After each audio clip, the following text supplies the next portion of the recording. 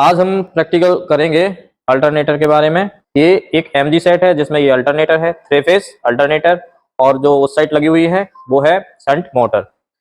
इसके connection panel में कैसे करना है वो देखेंगे हम, और साथ में हम ये देखेंगे कि अल्टरनेटर के जो कनेक्शन है, ये जो बूस्टर कॉइल है, इसके अंदर से जो कनेक्शन आते हैं और इसके जो कनेक्शन पैनल में करना है। ठीक है, ये जो टर्मिनल प्लेट है इसके कनेक्शन हमें पैनल में कैसे करना है उसको हम बताएंगे।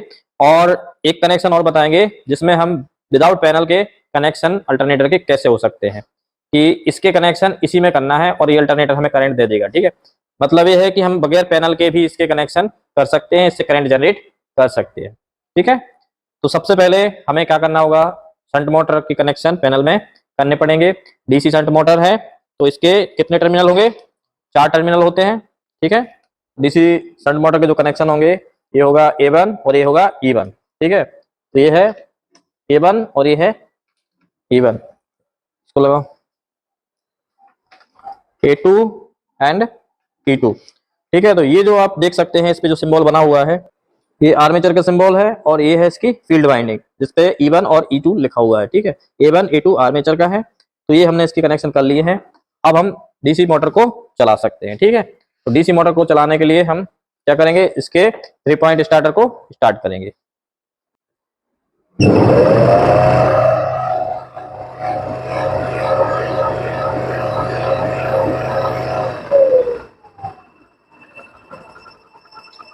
आप देख सकते हैं मोटर ऑन हो गई है।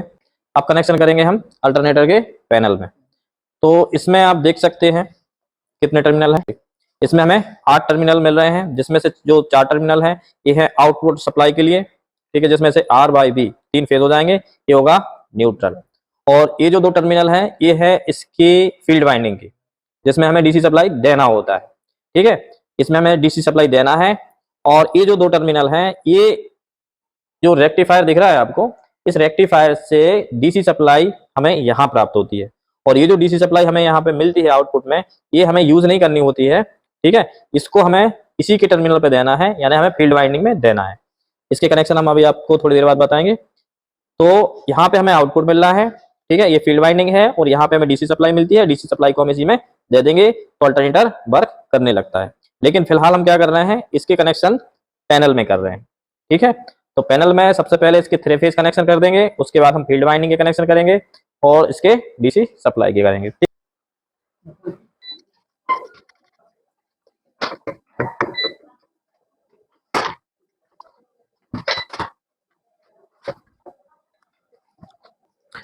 ये हमने टर्मिनल पे कनेक्शन कर दिए हैं, ये न्यूट्रल है, R Y B 3 फेज है। ठीक है, तो इसको हम लगाएंगे पैनल में। पैनल में आप देख सकते हैं इसमें स्टार कनेक्शन बना हुआ है, बीच में N लिखा हुआ है जो कि न्यूट्रल है, R बाय P। ठीक है, ये 3 फेज हैं जो कि स्टार में कनेक्शन दिख रहा है। स्टार कनेक्शन का मतलब होता है आर्मेचर में जो वाइंडिंग की जाती है अल्टरनेटर के, वो स्टार में होती है, इसलिए इसमें स्टार का सिंबल बना हुआ है। ठीक है, तो इसके कनेक्शन हम इस तरह से करेंगे। न्यूट्रल का वायर न्यूट्रल में लगाएंगे, ये वाई फेज है, B एंड R। ठीक है, तो इस तरह से हम R बाय B अल्टरनेटर के टर्मिनल पे लगा देंगे। इसके बाद बचेंगे हमारे पास 4 टर्मिनल। जैसा कि हम पहले बता चुके हैं, यहाँ पे हमें डीसी सप्लाई मिलती है रेक्टिफायर की। ठीक है, और यही डीसी सप्लाई हमें अल्टरनेटर में देनी होती है। लेकिन जब हमें इस अल्टरनेटर को पैनल से कनेक्ट करना है तो हमें इस डीसी सप्लाई की जरूरत नहीं पड़ती है। पैनल के अंदर एक रेक्टिफायर लगा हुआ है जो कि रेक्टिफिकेशन का कार्य करता है। यदि हम यहाँ से 2 वायर लेके इसको सप्लाई देंगे तो अल्टरनेटर करंट जनरेट नहीं करेगा। ठीक है, तो हमें यहाँ से 2 वायर लेने की जरूरत नहीं है, इसके कनेक्शन हम छोड़ देंगे। तो हम कनेक्शन करेंगे सिर्फ यहाँ पे। ठीक है, फील्ड वाइंडिंग का जो कनेक्शन है वो देंगे हम इसको। लगाओ डीसी सप्लाई आउटपुट। ये हमने पैनल में जहाँ पे डीसी प्लस माइनस लिखा हुआ है, ये आप देख सकते हैं डीसी सप्लाई, यहाँ पे प्लस यहाँ पे माइनस लिखा हुआ है। यहाँ पे हमें देना पड़ता है एसी सप्लाई। एसी सप्लाई में हमें सिंगल फेज देना है। ठीक है, तो हम ये जो सिंगल फेज सप्लाई है ये कहीं से भी दे सकते हैं। ये सिंगल फेज सप्लाई हम यहाँ से दे सकते हैं। ठीक है, टर्मिनल प्लेट से भी हम सिंगल फेज दे सकते हैं, यहाँ से, या फिर हम यहाँ से भी दे सकते हैं। ठीक है, तो हम एक यहीं से फेज दे देंगे और यहीं से न्यूट्रल दे देंगे।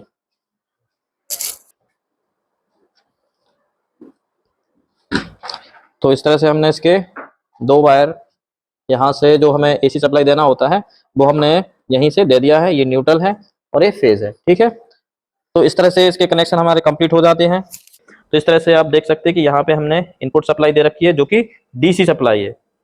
यहाँ से सप्लाई जाती है नाइफ स्विच के माध्यम से फ्यूज में। ये आप जो नाइफ स्विच देख रहे हैं इसमें 440 वोल्टेज है और ये बिल्कुल आप देख रहे हैं वियर है, मतलब ये खुले हुए हैं। अगर यहाँ पे कहीं गलती से टच हो गए तो इसमें बहुत ज़्यादा शॉक लग सकता है, बहुत ज़्यादा नुकसान हो सकता है। तो इस तरह के स्विच तो यूज नहीं करने चाहिए। मुझे नहीं लगता कि यहाँ ये स्विच लगाने चाहिए क्योंकि ये ओपन स्विच है और गलती से अगर ये खुल गया या कोई टच हो गया तो इसमें बहुत ज़्यादा नुकसान हो सकता है, ठीक है। हम क्या करेंगे, ये नाइफ स्विच हटा देंगे और इसकी जगह पे आइसोलेटर लगा देंगे। अब हमें देना है इसमें लोड। तो लोड के लिए लोड कनेक्ट करो।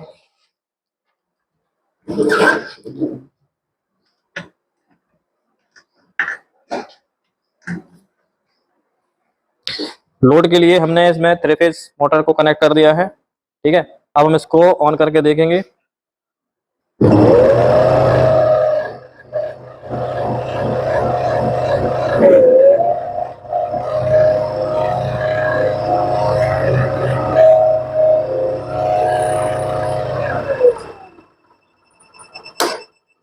इस तरह से आप देखते हैं कि पैनल के माध्यम से हमने अल्टरनेटर के कनेक्शन कर दिए हैं।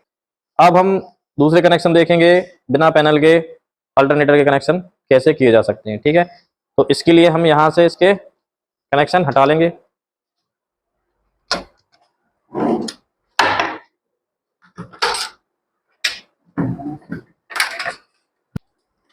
इसके कनेक्शन हमें कुछ इस तरह से करने होते हैं। ये फील्ड वाइंडिंग है और यहाँ पे हमें रेक्टिफायर से डीसी सप्लाई मिलती है, तो हम यहाँ पे इसके वायर कनेक्ट कर लेंगे, ठीक है। तो हमने ये वायर यहीं के यहीं कनेक्ट कर दिए हैं। ये रेक्टिफायर है और अब हम देखेंगे इसको ऑन करके कि इसमें सप्लाई बन रही है या नहीं, ठीक है। ऑन करो अल्टरनेटर।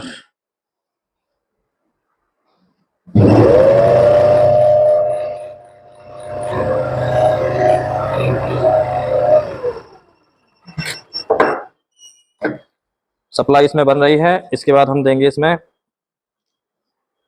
लोड।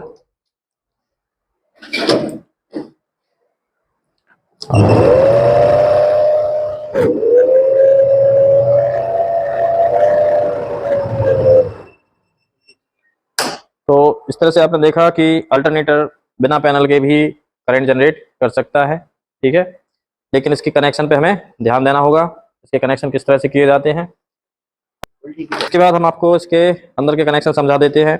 यहाँ पे जो हमें सप्लाई मिलती है आउटपुट के लिए आर बाई बी यानी न्यूट्रल, ये जो सप्लाई आती है ये आती है आर्मेचर की बाइंडिंग से होती हुई स्लिप पे आएगी, स्लिप से आएगी ब्रुश में और ब्रुश से 3 वायर, ठीक है, ये कनेक्टिंग लीड्स हैं, ये आती हैं बूस्टर कॉइल में। कहाँ पे लगी हुई हैं, यहाँ पे, ठीक है। और ये है इसकी आउटपुट, ये है इसके आउटपुट वायर और ये लगे हुए हैं डायरेक्ट टर्मिनल में। बिना बूस्टर के भी इसमें करंट आ जाएगा, इसमें सप्लाई मिल जाएगी। बूस्टर का काम कुछ और होता है, ठीक है।